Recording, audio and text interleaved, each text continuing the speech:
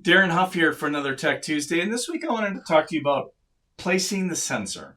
First and foremost, with any installation, we're never crossing any wires at all. That includes the heating cable, the sensor wire, the cold lead splice. There should never be any cables that cross one another. That's a very important thing to remember. Number two is the sensor wire, the tip of it needs to be directly in the center of the two heating cables, the heating run.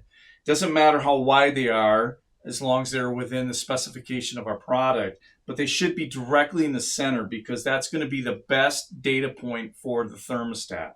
Now you'll notice I do have the sensor taped here, which is fine to hold it in place, but you never want to tape over the tip because that's where the thermostat is getting the temperature reading from. So you don't want to get a false reading there. Sometimes people will put in two sensors, which is totally fine. When you do that, you just, again, want to make sure that the tip of it's in between two heating runs and you're not covering it at all.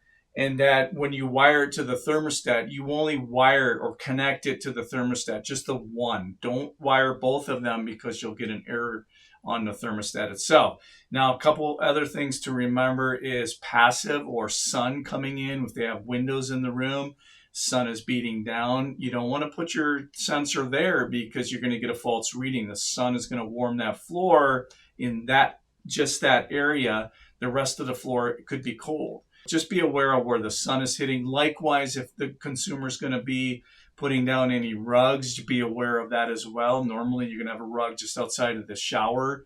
So just be mindful of where those types of things are so that you know the best place to put your sensor.